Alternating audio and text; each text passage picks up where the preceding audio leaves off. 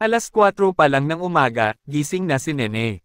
Sa maliit na kusina ng kanilang bahay sa looban ng San Isidro, bumababa na ang unang usok mula sa pinaglulutuan niya ng tinapa. Amoy sunog na kahoy, halong alat ng isdang tulingan at usok ng baga, iyon ang halimuyak na sumasalubong sa bawat umaga nila. Si Nene ay dalagitang 17 pa lang, may ganda at alindog na kaiba sa karaniwang Nagal Alaco sa palengke. Mapungi ang mata, morena ang balat, at may hubog ng katawan na tila isinayaw sa hipon ng panahon. Ngunit sa kabila ng kanyang kahinhinan at kagandahan, siya'y tahimik at mailap. Nene, anak, huwag mong kalimutang magsimba mamaya ha, paalala ni Aling Nene habang tinutupi ang banig sa gilid ng silid. Opo, Nay, sagot ni Nene habang sinasalok ng palad ang tinapang isasabit sa bilaw. Tanging tinapa ang hanap buhay nila. 3 kilong isda kada araw ang inuuling ni Nene upang ilako sa mga palengke ng Karuhatan at Malinta. Ngunit kahit limitado ang paninda, hindi natatapos ang himala, araw-araw, may dalang 3,000, minsan 5,000 piso si Nene pag-uwi. Abay baka nanalo ka na naman sa postahan sa palengke. Biro minsan ni Aling Nena. Ngunit si Nene ay laging ngingiti lamang. Ang totoo, hindi lang tinapa ang kanyang paninda. Sa likod ng malinis niyang mukha at maamong tinig ay ang lihim na unti-unting sumisira sa kanyang pagkatao, isang buhay na napilitang suungin alang-alang sa pagmamahal sa kanyang ina. Sa gabi, si Nene ay nagiging tinapang may alindog, isang kilalang tagong pangalan ng babaeng hinahanap ng mga lalaking may kaya. Habang palapit na sa labasan ng palengke, napansin ni Nene ang isang SUV na palaging nakaabang sa parehong kanto tuwing Miyerkules at Sabado. Bumaba ang salamin at mula roon, lumitaw ang pamilyar na mukha ng isang matikas na lalaking nasa huling 40 o unang 50. May bigot, malalim ang mata, at ang suot ay barong na tila laging bago.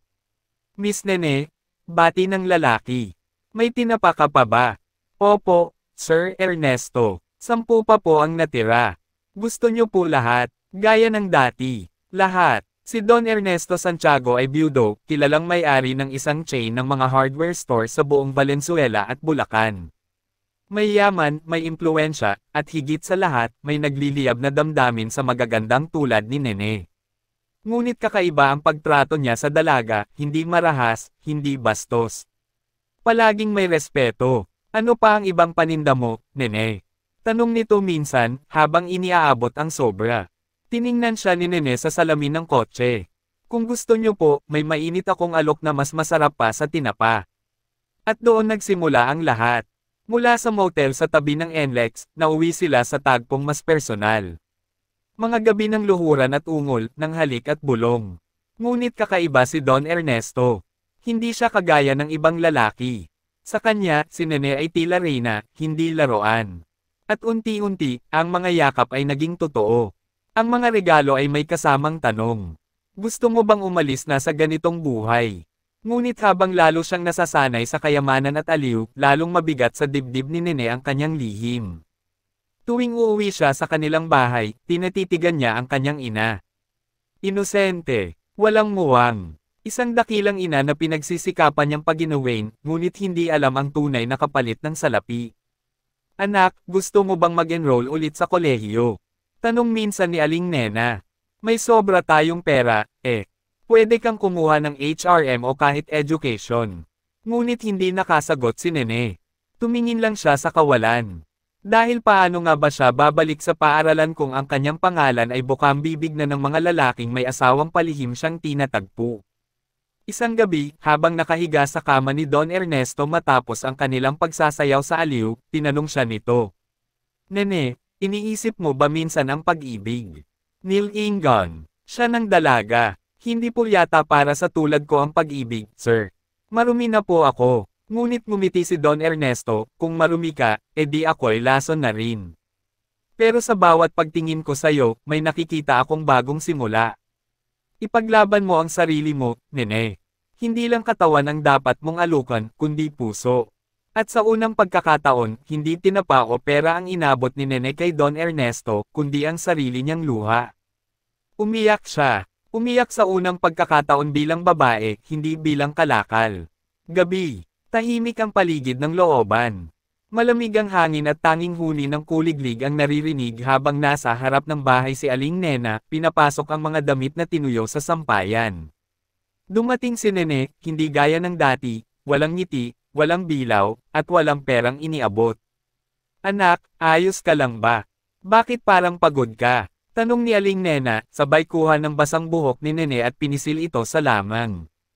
Hindi na siya nakatiis. Hinubad ni Nene ang kanyang sapatos, umupo sa gilid ng bangkito, at tuluyang napaiyak. Nay! Ang tangi niyang naisambit, na may panginginig sa tinig. Patawarin niyo po ako. Ang perang iniaabot ko sa inyo, hindi po galing lahat sa tinapa.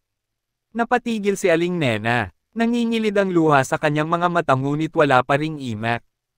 Hinintay niya ang buong paliwanag. Nay! Ibinente ko po ang katawan ko. Sa mga lalaking may pera.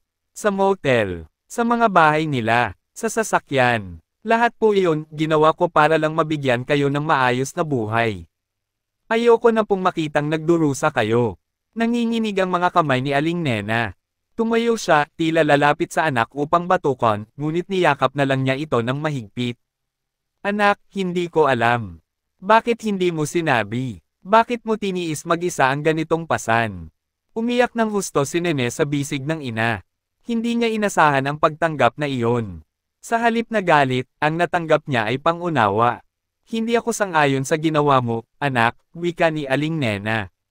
Pero hindi kita itatapon. Anak kita, dugot laman kita. Ang mahalaga ay gusto mong magbago. Mula sa gabing iyon, nagdesisyon si Nene, titigil na siya. Hindi na niya babalikan ang madidilim na silid ng motel.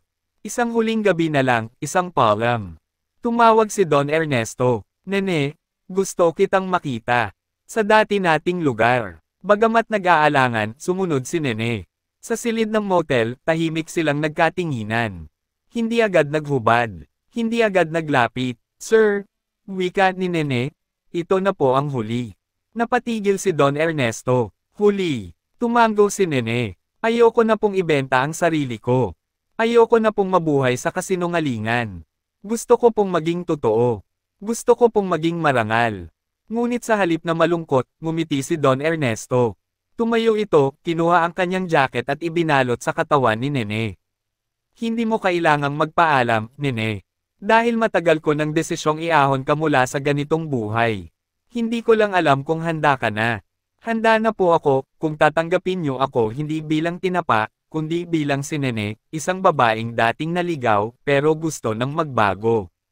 Hindi lang kita tatanggapin, malambing na sagot ni Don Ernesto. Ihahain kita sa mundo bilang asawa ko. Ilang araw ang lumipas, isang sorpresa ang naghihintay kay Nene pag-uwi. Isang mamahaling sasakyan ang nakaparada sa harap ng kanilang barong-barong. Lumabas si Don Ernesto, bitbit ang isang kaong may lamang singsing. Nene, sabay luhod sa harap ng lahat ng kapitbahay at si Aling Nena, will you marry me? Lumutang sa ere ang hiyawan ng mga kapitbahay. Si Aling Nena, halos himatayan sa gulat. Si Nene, naluluha ngunit may ngiting mula sa puso. Opo, sagot niya. Oo, Don Ernesto. Pumapayag akong maging kabiyak mo. At sa araw ding iyon, isang simpleng salo-salo ang isinagawa. Si Nene, mula sa paglalako ng tinapa sa palengke, ngayoy magiging donya. Ipinatayo ni Don Ernesto ang isang tindahan ng gourmet tinapa para kay Nene. Hindi lang basta paninda, kundi debating tinapa na may sariling tatak, tinapang alindog, mula sa kwento ni Nene, ngayon ay produkto ng inspirasyon, hindi kahihiyan. Si Aling Nena, nagkaroon ng maliit na garden sa bagong bahay. Si Nene, nagsimulang mag-aral sa isang culinary school upang higit pang mapalago ang negosyo. Ngunit may ilan pa ring nanghusga. Hindi ba't siya yung dati sa motel? Ginamit lang niya ang katawan niya para yumaman. Ngunit si Don Ernesto ay nanindigan. Ang bawat tao ay may kakayahang magbago. At ang asawa ko, higit pa sa nakaraan niya. Ang kanilang kwento ay naging viral sa social media matapos itong ikwento ni Nene sa isang lokal na vlogger. Mula sa kahihiyan, naging inspirasyon si Nene. Maraming dating katulad niya ang lumapit, humingi ng payo at piniling tumigil sa pagbebenta ng katawan. Hindi kahihiyan ang kahirapan. Kahihiyan ang mawala ng respeto sa sarili. Pero habang may pagmamahal at pagpapatawad, may pag-asa, ani Nene sa panayam. Sa pagbubukas ng Casa Tinapa, isang restorang may temang pamprobinsya sa gitna ng syudad, pinutol ni Nene ang ribbon sa harap ng mamamahayag at mga kaibigan. Ito na ang huling yugto ng kanyang kahapon. Mula sa amoy usok na tinapa, ngayon ay amoy tagumpay at dignidad na ang kanyang dala. Tumayo siya sa gitna, hawak ang mikropono. Hindi ko po ikinahihiya ang tinapa, pero ang tunay na yaman ay hindi ang halagang kinita ko noon, kundi ang dangal na nabawi ko ngayon.